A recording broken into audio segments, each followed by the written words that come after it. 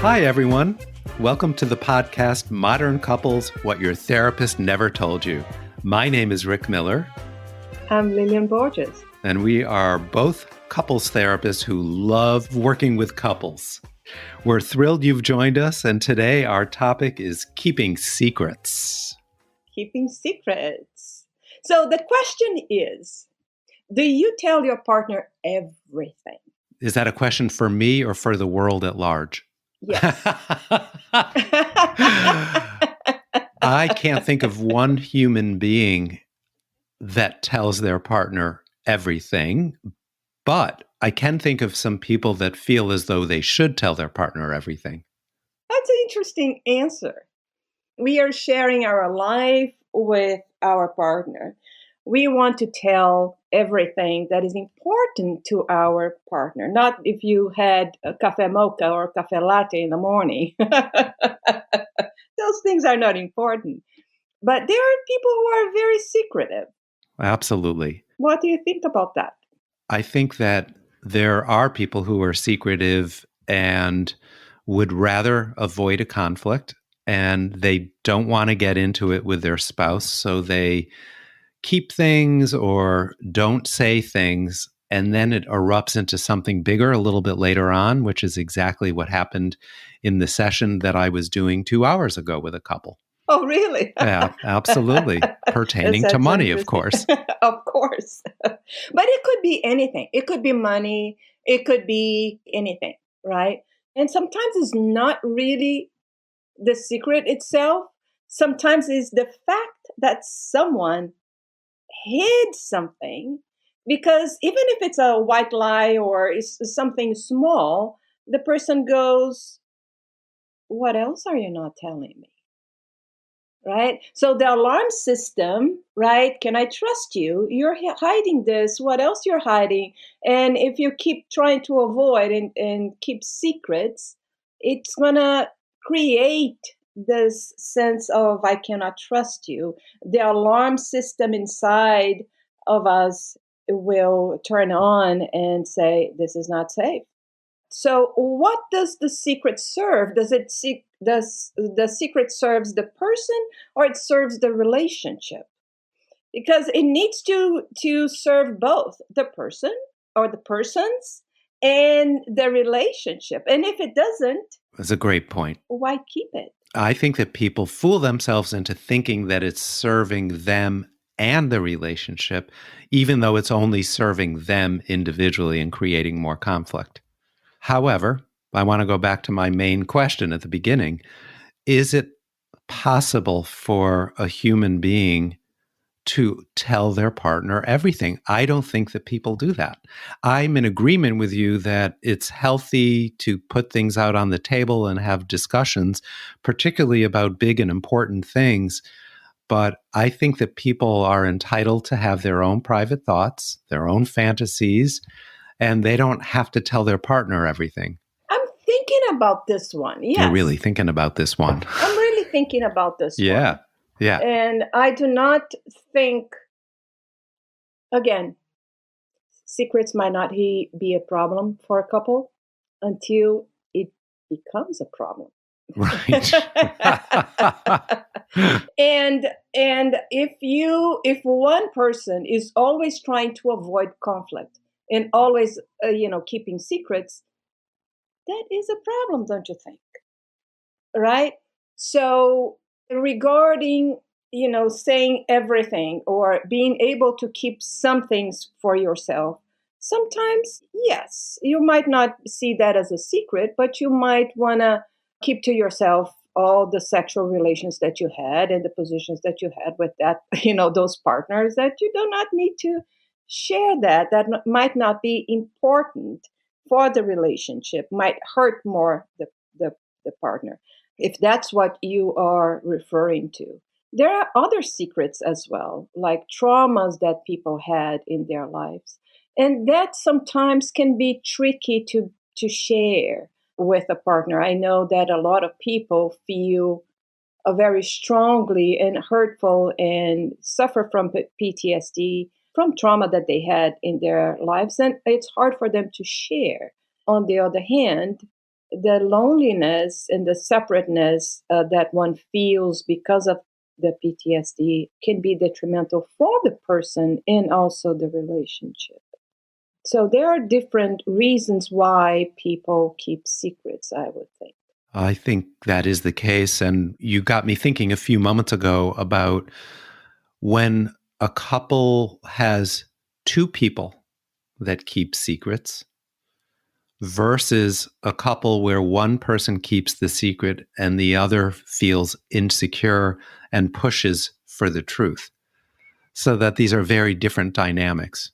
I work with a lot of male couples, as you know, and frequently men are raised and socialized to not talk a lot and to not reveal intimate things about themselves. So the groundwork has been laid about keeping secrets already. So frequently with these male couples, it's my job as a couples therapist to encourage them to be more open, to face the issues that they haven't been discussing out in the open, with the truth that a relationship can improve greatly as a result of getting these secrets out into the open. Do you also think that because it is a gay couple, and as gay, sometimes growing up, they had to hide who they are, part of who they are, they learn to be a little secretive? Yep, that is their MO throughout life. And there's no door that opens when someone comes out that results in their being 100% open and comfortable with being open in that way. And in fact, what you just touched on, Lillian, is kind of the premise of all my work with gay men, which is compartmentalization and keeping private is how people live. And I bet that that might create distance, might create problems in the relationship. Absolutely. That's why so many gay men benefit greatly from being in couples therapy. So then there's the other kinds of couples, which I'm not saying gay, non gay. I'm saying where one partner is used to keeping things to himself or herself. And as a result, there's an ongoing dynamic in this couple where one person is more secretive, one person may feel as though they're being left out. Yeah, that creates a dynamic that one pursues, right? The closeness, the knowing, and the other person withdraws, which is not a good dynamic between the couple. But, there are secrets and secrets, right? Now we are talking about, little secrets and sometimes, trauma but how about big secrets? Secrets that when you know it, it changes everything. Secrets like betrayal, like a body hidden in the backyard. That you know? I've never heard about that in my 39 years of practice yet. Me neither, but Good. addiction and money hidden in a different account in Two right a families. exactly another family or a child, you know, a loved child. So how about that? That's juicy. I mean, again, here we are, two couples therapists, and I think what you're bringing up are a multitude of examples about the big S secrets as opposed to little secrets and the ramifications on couples when these secrets are being kept. How does a person keep a big secret and come home and be fully present? Because you have to be careful about what you're saying and what you're not saying. And unconsciously, there may be a part of you as the secret keeper that's pulling away and maintaining safety. And it may be that your spouse can pick up on something without even knowing exactly what it is. It's so interesting. Some people think if I don't say it, it will not affect my family, it will not affect my children. I grew up in a household where my dad had affairs. I never knew it until my mom passed and never learned it. But looking back, I see how much that affect me in my relationships, in my failure in relationships, and difficulty trusting men. And now I go back and understand my mom's behaviors and moods and the family dynamics that I couldn't understand as a child, but now I do understand. So secrets can affect the relationship, can affect your children even when they do not know about it, because that affects the dynamic. But also, when the partner learns about the secret, that's the thing, right?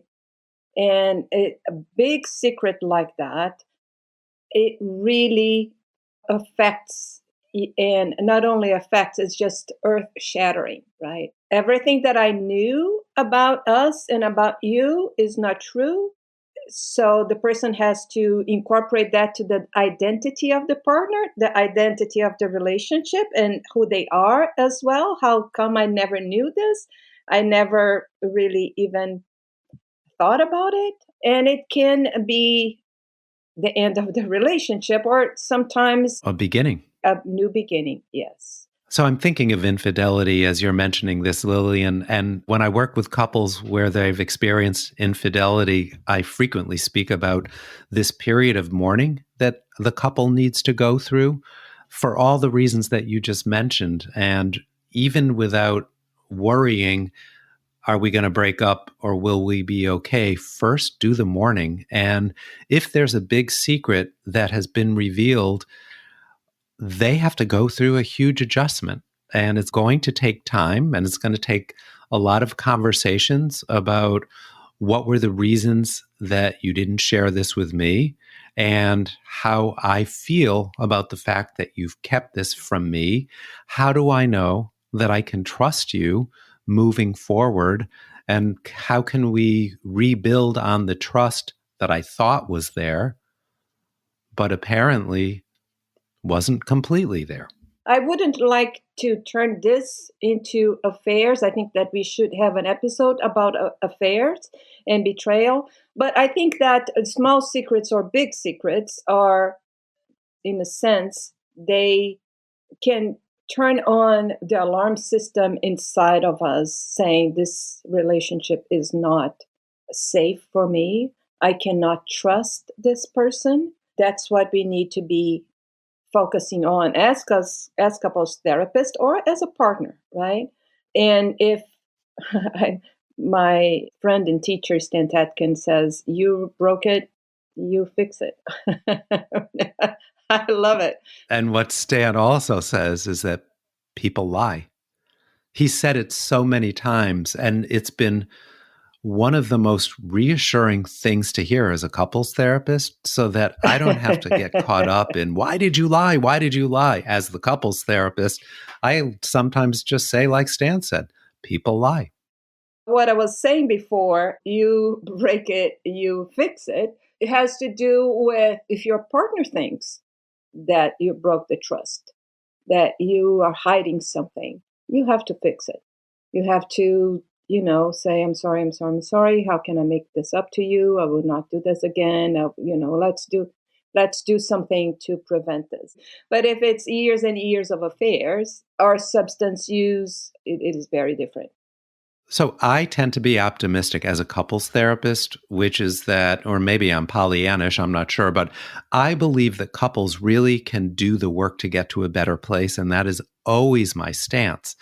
And so when a big secret has been revealed and they're coming to me for couples therapy, I always feel hopeful that communicating about this and working through it is doable and the relationship will get to a better place as a result. And I've seen so many times, and I'm sure you have as well, that relationships can become so much stronger and so much better as the result of the honesty that has come out, and the reparation process in and of itself gets people closer together. I agree with you that people can always get in a better place, but I'm not as optimistic when I see that some people do not want to do the work in terms of, okay, I broke. I said I'm sorry. Can you just move on? I will not do anything to make it up to you. I had said, I'm sorry, I'm not going to do that again anymore. And why you're still upset about that? That is not taking responsibility. And that is not going to make things better. And coming to my office and having the same posture or attitude is not going to help them. That's when I break them down. And I say that kind of lightly. What I really mean is I will pursue people's body language in a session and ask about what's happening in the very moment while you're leaning forward and closing your eyes and appearing to be disengaged. What is it that's happening in that moment? You're helping them understand what's really going on non-verbally and inside of them. But that's good. What are some of the takeaways from today? What are some of the things that you think that was important that we said today? I think one of the distinctions about kinds of secrets is a takeaway, even though you and I hadn't planned on that.